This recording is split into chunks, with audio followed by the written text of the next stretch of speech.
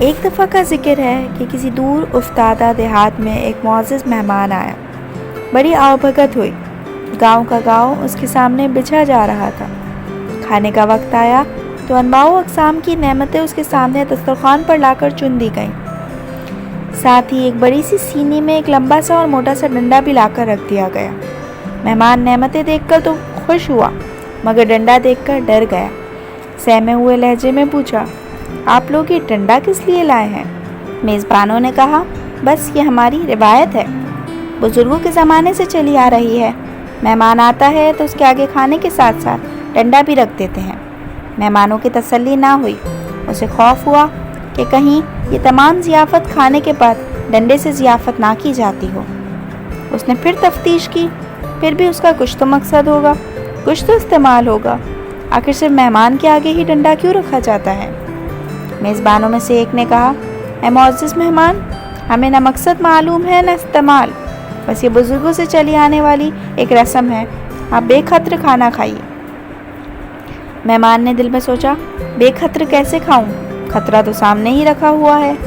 پھر اس نے اعلان کر دیا، جب تک آپ لوگ یہ نہیں بتائیں گے کہ آپ کے یہاں بزرگوں کے زمانے سے مہمان کے دسترخوان پر ڈنڈا کیوں رکھا جاتا ہے، کیڑے کو پتھر میں رزق پہنچانے والے کی قسم، میں آپ کا ایک لقمہ بھی نہیں کھاؤں گا۔ اب تو پورے گاؤں میں خلبلی مچ گئی کہ مہمان نے کھانے سے انکار کر دیا ہے۔ گاؤں کے ایک بزرگ بلائے گئے، انہوں نے سارا ماجرا سنا اور دسترخوان پر رکھا ہوا ڈنڈا دیکھا تو برس پڑے، ارے کم بختوں، تم نے اتنا بڑا ڈنڈا لا کر رکھ دیا، اسے کم کرو، ہمارے بزرگ مہمان کے سامنے اتنا بڑا ڈنڈا نہیں رکھتے تھے۔ ڈنڈا فلور آری سے کاٹ کر 2-3 فٹ کم کر دیا گیا، مگر مہمان پھر بھی مطمئن نہیں ہوا، اسے اپنے سوال کا جواب درکار تھا۔ اب ایک نسبتاً زیادہ بزرگ بلائے گئے، انہوں نے بھی سارا ماجرا سنا، انہوں نے بھی ڈنڈا ناپ کر دیکھا اور انہوں نے بھی اعتراض کیا، ڈنڈا اب بھی بڑا ہے، ہمارے بزرگ تو مہمانوں کے آگے ایک چھوٹی سی پتلی سی ڈنڈی رکھا کرتے تھے۔ مذکورہ بزرگ کے کہنے پر باقی ماندہ ڈنڈا کاٹ کر اور چھیل کر ایک چھوٹی سی ڈنڈی بنا دیا گیا، کیونکہ اب ڈنڈے کا سائز اور جسامت خطرے سے باہر ہو گئی تھی، مگر مہمان کا تجسس برقرار رہا۔ اب تک آنے والے بزرگوں نے صرف سائز اور خطرات ہی کم کیے تھے، اس کا استعمال اور اس کا مقصد کوئی نہ بتا سکا تھا۔ مہمان اب بھی کھانا زہر مار کرنے پر تیار نہ ہوا۔ اب ڈھونڈ ڈھانڈ کر گاؤں کا ایک ایسا بزرگ ڈنڈا ڈولی کر کے لایا گیا جس کے سر کے بال ہی نہیں، بھنوے تک سفید ہو چکی تھی۔